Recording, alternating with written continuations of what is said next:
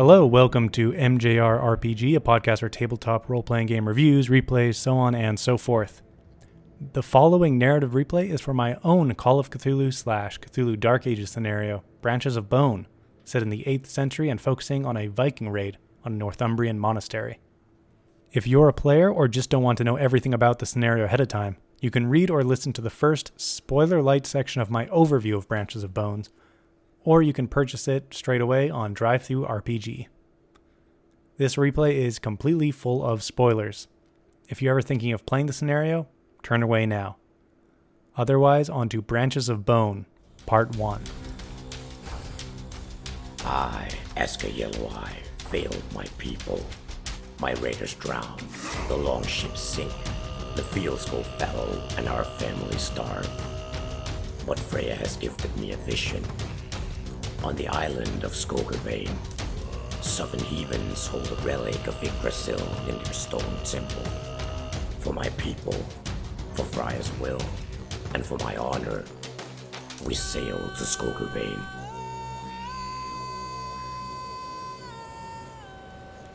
Frigid waves broke against the ferry's short bow, spray lashing the 4 rowers.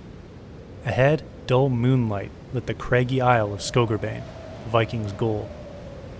Harald Askerson, child of the chieftain Asker, grit his teeth. His father led the clan's remaining raiders across the sea, chasing a vision. Harald worried his father had lost his mind, so often rambling and barking in his sleep. But at last, the island jutted out of the sea before them, right where his father, and the old Saga of Sune, had said it would be. His father may be mad, but at least he could still navigate. A crazed grin breaking his ragged features, Njal pumped harder at the oars, his aching muscles bulging under the tight armor. Rowing for a week taxed his body, but not his mind. For that, he needed combat. Svend the steersman might say sailing was combat against the seas, but Njal knew only killing men brought meaning to his life. Revna fought against the racking shiver. Huddled in the rear of the boat, wrapped in her cloak, she focused on Asker's ferrying ahead of them, dipping in and out of sight behind the dark swells. Freya had favored that old bastard over her. The clan's next Voller? Madness. But she'd be there. Asker's ferrying rounded the island's steep cliffs, closing in on the narrow cove they knew held a small dock. The boat slipped between jagged rocks and out of sight. Sven the steersman eyed the cove. 2 approaches. Following Asker through the rocks would keep them out of sight of any watchers, but they need to go slow to avoid smashing against the stone. Most of the tide rushed into the cove through open water, though, and they could ride the current in to catch up with Asker, at risk of being spotted. Sven grunted at Harald, gestured at the cove with his chin. Harald considered briefly, then chose the open current. Njal bared his teeth in a wild smile and threw everything into the oars. He needed to get up there, now, before Asker and his Vikings took all the glory. Revna didn't help with rowing. She doubted she had much strength to lend, but she prayed, loud enough for Sven to hear and be bolstered by. With expert precision, Sven glided the ferrying into the cove, and rapidly slowed at a stubby dock before grounding up the rocky beach. Njal jumped onto the dock before coming to a stop, and without seeing if his companions followed, marched away. Harald and Revna followed once still, leaving Sven to grumble and secure the ferrying. He noted Asker's boat up the beach, hull banged up from a quick grounding. Another boat, not in their style, tied up at the dock. No doubt a local ferry. A steep path wound up the bluff from the cove to the main plateau of the island, and while Harald and Revna cautiously chose their footing, Njal barged up the trail, sure his feet would find a safe path up. Evidently someone heard the rocks sent tumbling in his wake, or they had watched the ferrying cut into the cove, as an arrow whizzed past Njal's prominent forehead and skittered off the rocks. He caught sight of a man on the bluff, backlit by the moon, fumbling with an arrow. With a joyous roar, Njal smoothly sprinted up the last of the slick bluff, great axe in his hands.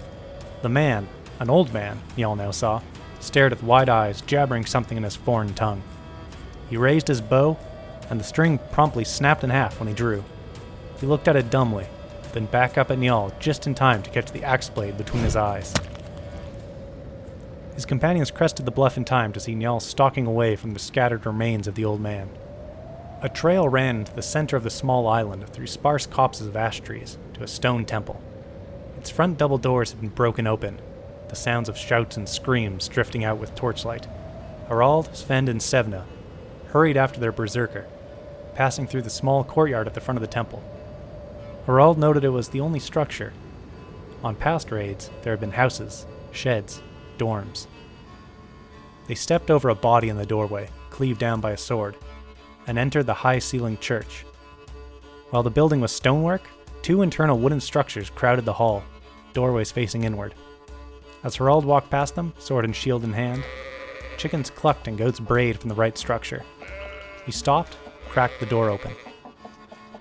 Half the room held stores, barrels, and sacks, and on the other side of a partition, chickens and 2 goats. Sven peeked into the left room, finding beds and desks, along with piles of scrolls, books, and various stone and wood artifacts. Harald and Sven shrugged at each other and continued after Njal. Revna stopped at the doorway, though, looking at a stained glass window depicting an older man standing over a younger man bound to a stone altar, stabbing him to death. Beneath the window, inlaid in the wall, or more accurately, the wall seemed to be built around it, stood a man-high stone, similar to the rune stones back home. Only a simple carving of drops into a circle marred its smooth surface. Harald and Sven found Njal roaring at a group of monks at the center of the cross-shaped hall. A tall, strapping monk and a scrawny monk huddled on the ground by a dead older man, an axe having split his head open, while a portly monk stood between his fellows and Njal. An altar sat behind them, silver goblets and a silver thurible atop it, and beyond that, lining the rear wall, were 2 doors on either side of another stained glass window. The right door was closed, while the left yawned open, another dead monk pinned against it by a spear through the chest. The portly monk stared up at Njal, defiant but trembling, clearly not understanding a word coming out of the berserker's spittle-flecked mouth. Njal wanted to find warriors. These men of the cloth had no weapons. He screamed at the monk, demanding to find the warriors. Not getting a response, he headbutted the monk, sending him sprawling, then stomped to the open door. Spiral stairs led down, the faint voices of his clansmen echoing up. No doubt the closed door to the right led up to a bell tower. Without a word to his companions, Njal headed on down. Harald and Sven hurried down after him, but Revna lingered at the center of the hall, at the center of the 4 wings. She turned, seeing the 4 far walls, each with a stained glass window and a standing stone beneath it. To the west, the sacrifice. To the north, a weeping woman tearing her robe, rubbing ash on her face and on the rocks at her feet, and the standing stone clearly depicted a fire. To the east, a dozen men eating and drinking, spitting their wine on the ground, and on the stone, drips falling from a square. And to the south, seeds spilled on the ground, becoming a great tree, its roots tangling and snarling an evil-looking tree beneath. On the last standing stone, specks. Revna murmured a prayer to Freya, then approached the corpse of the old man. The monks seemed to consider blocking her, but in the end dragged their still unconscious fellow to the side and watched. She tore a pendant from the body's neck, silver with 4 symbols, the same as the standing stones. Putting it in her pouch, she followed her companions. A scream rang out before Njal reached the bottom of the stairs. Above, Revna heard the slamming of doors and the surprised screeches of the monks. All at once, the Vikings felt something press on them.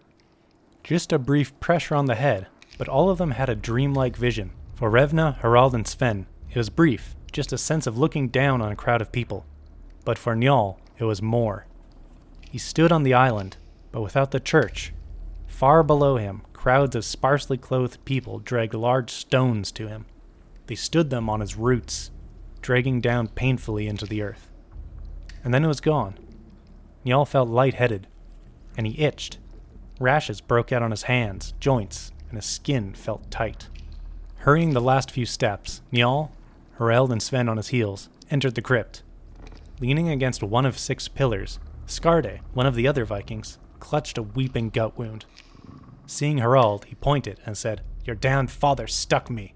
In the center of the crypt, with weapons abandoned on the floor, Asker and his 3 Vikings stood in a circle, facing outward, hands held, looking up at the ceiling.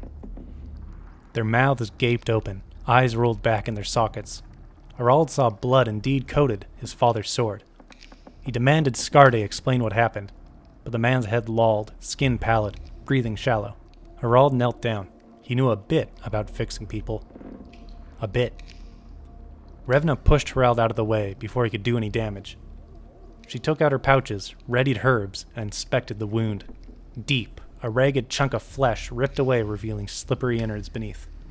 She took a deep breath, recalling her master's teachings, and reached in. Skarde died instantly. Shaking blood and viscera off her hand, the Volar said there was nothing more she could do.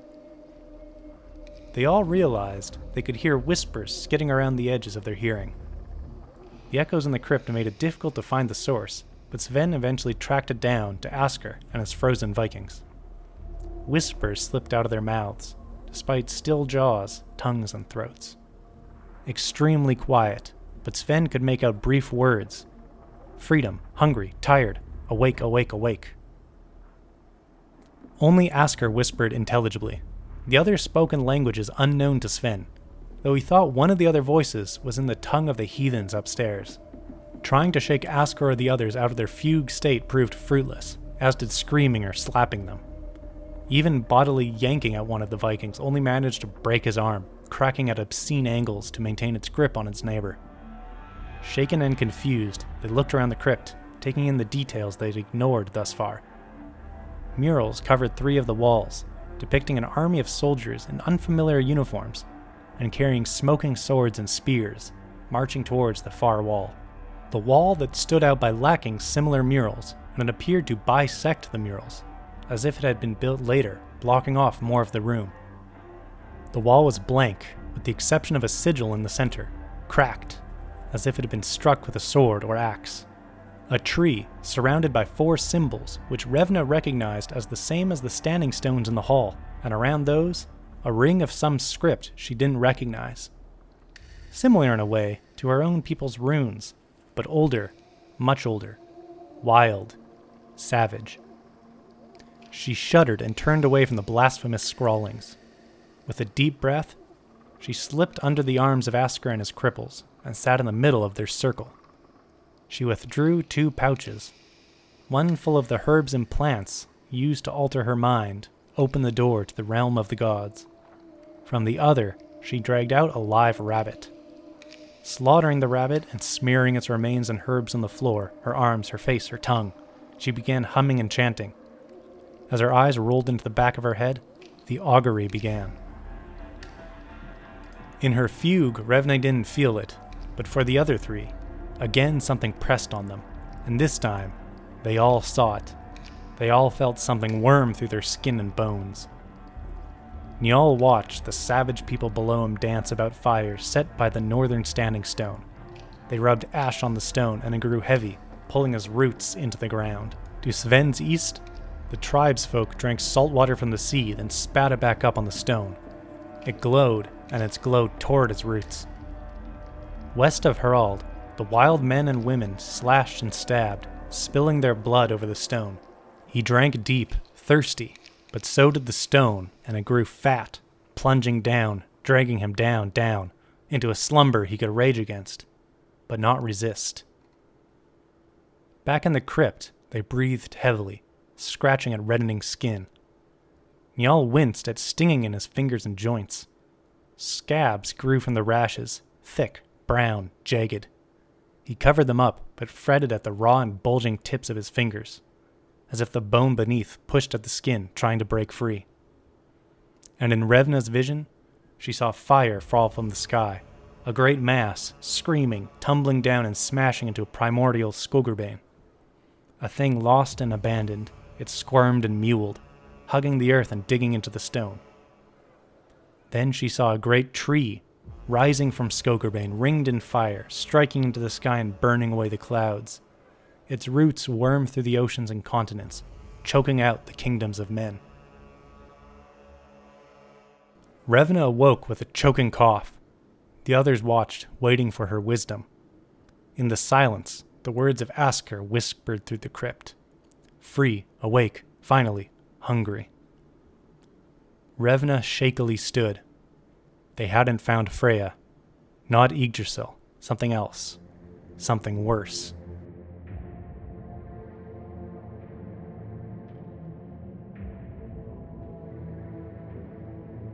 Thank you for listening. If you enjoyed this replay, please consider purchasing Branches of Bone from DriveThruRPG. See the show notes for a discount. Thanks to Fuimadane for the generous use of his amazing music. Find links to his YouTube and bandcamp in the show notes. And as always, thank you to CryoChamber for use of their album Cthulhu. Links again in the show notes. Until next time, have a good one.